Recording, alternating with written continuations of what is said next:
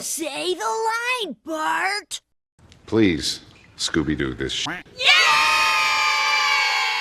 So who's hyped for the Multiverse of Madness? With Sam Raimi directing, a Scarlet Witch team up, and Strange Supreme being the possible big villain of the film, what's not to be hyped about? Strange's sequel is right around the corner, so how about we go on a little bit of a refresher and explore some of the Easter eggs and references from the first film. Yeah, let's pregame a little bit with this one. Hey, it's Patrice, and here's 20 things you may have missed in Doctor Strange. And spoilers I guess if you still haven't seen the first one. But I see through you!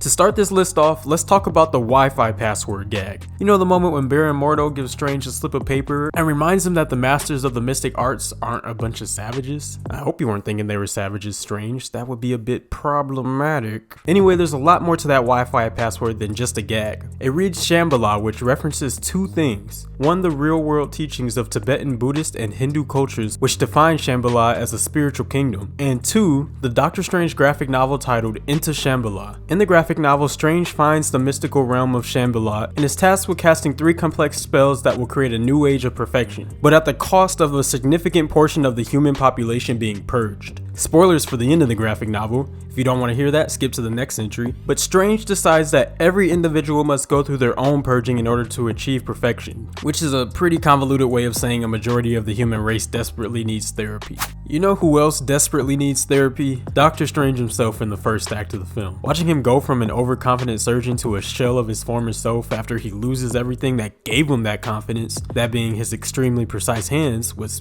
pretty depressing to see on screen. One of the scenes that best expressed his struggles and the tide of emotions he was feeling during that time was none other than when he attempted to write his own name. All your research, I read all the papers. Honestly, it was thematically the perfect way to express how far he was gone. But this scene isn't exclusive to the film. In fact, it was inspired by the scene in which Strange does the exact same thing in the Strange limited comic series. The series was a reimagining of the Doctor Strange origin story and served as a huge source of inspiration for the films, with the writing scene and many others from the first act playing out almost verbatim the way they did in the comics. I didn't have to save his patient either, but you know, I sometimes just can't help myself. With Doctor Strange introducing the world of magic into the MCU, it only made sense that they got a bit experimental with its execution. And when I say experimental, I don't mean plot-wise, but effects-wise. Everything was super trippy and some might even say psychedelic. Well, to complement the trippy effects that would take hold of the film after the first act, production actually included a Pink Floyd track, a band known for its psychedelia influence. They're even credited to have set the stage for the psychedelic space rock movement. Their song Interstellar Overdrive plays just before Strange gets into his accident, perhaps foreshadowing the direction the film will be taking. What's even more interesting is that this is probably a nod to the fact that the band included art from the comics on their 1968 album A Saucerful of Secrets. Rachel McAdams plays as Dr. Christine Palmer in the films and serves as Strange's ex-lover. She now refuses to date co-workers because of her relationship with Strange, but hey, we'll see how long that lasts. What's a Marvel film without the obligatory love interest arc that gets completed by the second or third film? Anyway, Palmer's character isn't ripped straight from the comics and is actually a combination of 2 different people. One is Christine Palmer, who does exist in the Marvel comics as one of the 3 protagonists in the Night Nurse comic series, except this version of the character has little to no interaction with Doctor Strange, so is the farthest thing from a love interest. 2 is Linda Carter, who actually takes on the label of Night Nurse. In the comics, Linda Carter has a romantic relationship with Doctor Strange, just like the relationship between Doctor Strange and Christine Palmer in the films. Why did they switch the characters' names? I mean, who knows, but I'm assuming we can expect some kind of Night Nurse Disney Plus series or something like that down the line. Wanna know a cool fact that'll make that Dormammu scene even trippier? Well, during the film's credits, fans noticed that the interdimensional entity wasn't credited by any voice actor. That's because he was also played by Benedict Cumberbatch. So the man played both the protagonist and major antagonist of the film during a battle that was solved with an infinite time loop. Impressive that Cumberbatch was able to face off against himself so many times. And it looks like the same situation will be happening again in the Multiverse of Madness with the return of Strange Supreme. I feel like there's some subtle messaging going on here about introspection and facing the darker parts of the self or something like that. I don't know, I'm not a philosopher. Your world is now my home. What is this? In the scene Strange was about to speed to his demise, he gets a call from a nurse Billy, who goes over a list of patients who are trying to get an appointment due to Strange's perfect track record. Of course, he selfishly rejects a ton of them, citing their potential to ruin his stature, but a couple of those patients the nurse mentioned might sound a bit intriguing to fans. One of them was described as a 35-year-old male Air Force colonel with a crushed spine and an experimental suit of armor. I don't know about y'all, but that sounds just like Rhodey's injury during Civil War to me. Actually, I do know about y'all, because this was the conclusion that a lot of Marvel fans came to when this Easter egg was first discovered back in 2016. Unfortunately, since then, production has confirmed that this wasn't the case, but it does sound super similar, so can't blame anyone for coming to that conclusion.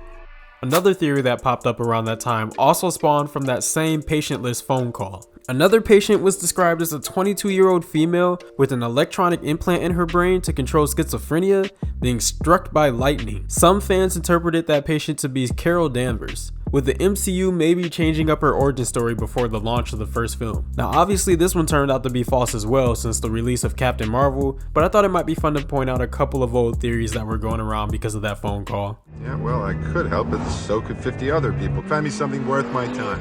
Doctor Strange serves as the entry point for Marvel's expansive world of magic and sorcery, and after seeing how the Fantastic Beasts sequels are doing, Doctor Strange definitely has the potential to take center stage when it comes to popular movie franchises that center around magic. Hey, this isn't a shot at Harry Potter though. Harry Potter will always hold a special place in my heart. But back to Doctor Strange, I got a little off track. Since the first film was only an introduction, we didn't get to see or learn much about other students who studied under the Ancient One. Specifically, I'm talking about Daniel Drumm, who goes by Master Drumm in the comics, but in the movies briefly appears in a scene where he talks to the Ancient One and then returns to guard the NYC Sanctum. Unfortunately, not long after, he was taken out by Caecilius. Although he's gone in the MCU, he was a pretty important character in the comics, and I say was because he also passed away there too. Maybe we'll get to dive deeper into his character in the next film or sometime in the future, since his brother Voodoo, takes his place after his demise in the comics. They're here. Stay where you are. Whatever they become, you're no match for. During the scene where the Cloak of Levitation chooses Strange as his person, it also points him in the direction of a certain weapon that holds the most potential for taking down Caecilius in combat. But the weapon Strange was going for was none other than the axe. Now for movie fans, this may just seem like a funny gag or a dumb weapon choice considering the situation they were in, but it was actually a reference to the comics, where Strange often wields an axe in situations where he doesn't have access to his magic. It's practically become one of his signature weapons, and I wouldn't be surprised if the MCU included this scene to foreshadow Strange using an axe way more often in future films, though we haven't seen it so far when he makes appearances in the other films. So yeah, it might have just been a cool nod to the comics.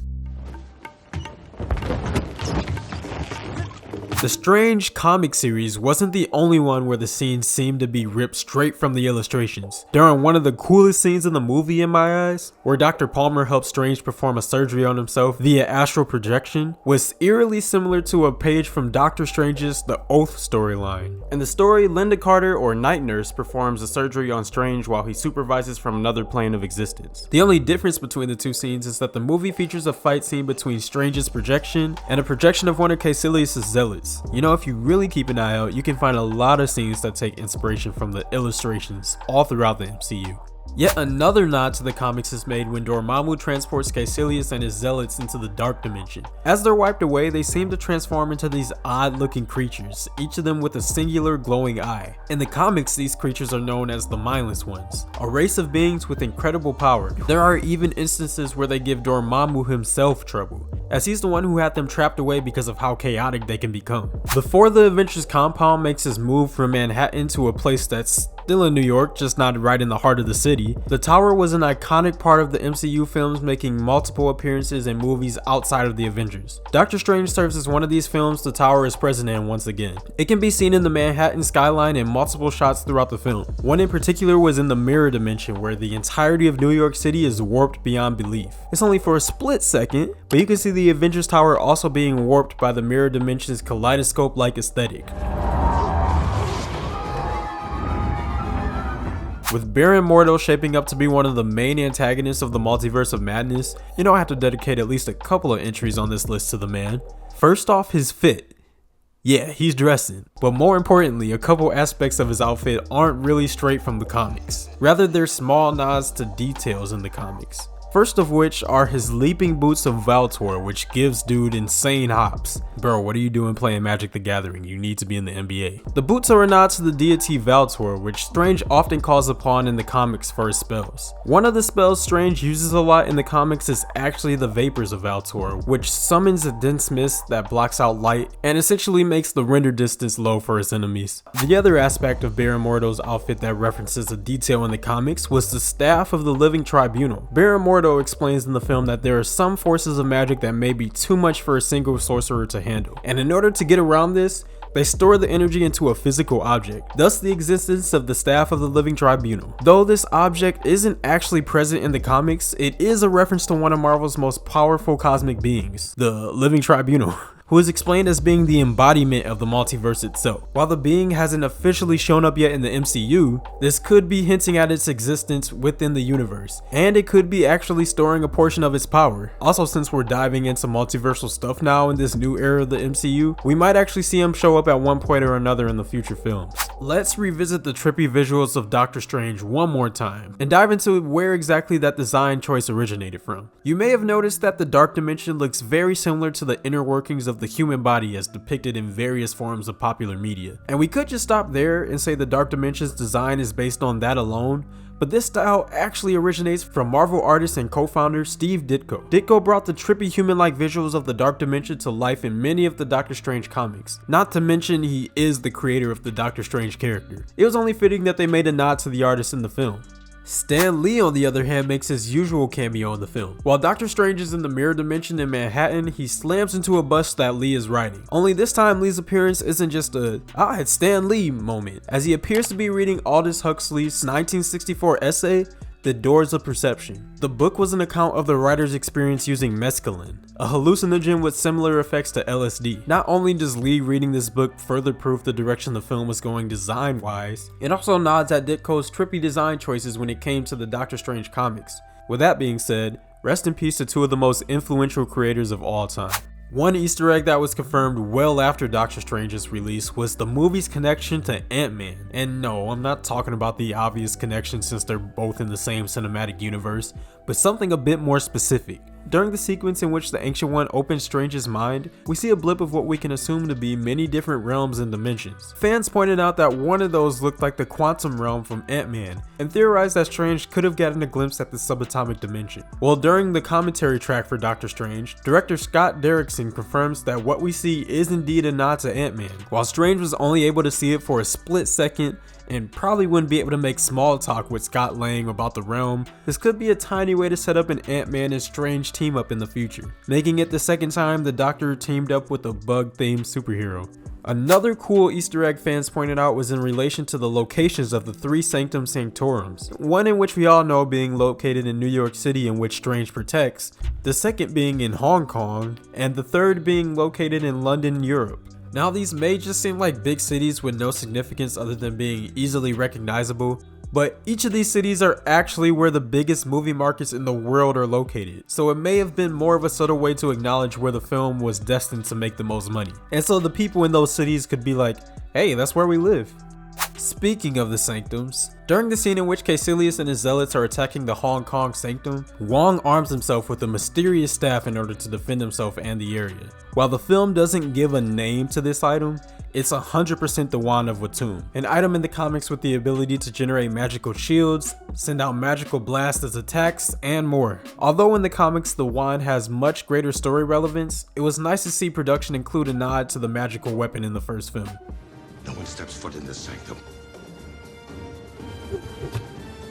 Alright, I gave you guys a bunch of serious facts, so this last one is going to be a bit more fun. During Strange's search for a way to heal his hands, he comes across a guy who previously had a broken spine, but now is able to freely play basketball. This character was played by actor Benjamin Bratt, who appeared in another superhero film, and coincidentally was also playing basketball, except that other film was Catwoman. Yeah, if you know the film, you probably know the scene I'm talking about. The infamous scene with enough jump cuts to give someone an aneurysm. But yeah, that's what I wanted to mention. Bratt is back in Doctor Strange to redeem himself for that last atrocious basketball scene he did. He probably got that broken spine from the whiplash of all the freaking jump cuts. Doctor Strange is shaping up to be one of the heroes that may be taking the helm after both Iron Man's passing and Captain America's retirement, and Multiverse of Madness will probably serve to further prove why he's fit for the role. Or you know, we might get an Illuminati adaptation at some point, which would be equally as appreciated. But yeah, that's all I got for you guys this time, and please no magic and driving.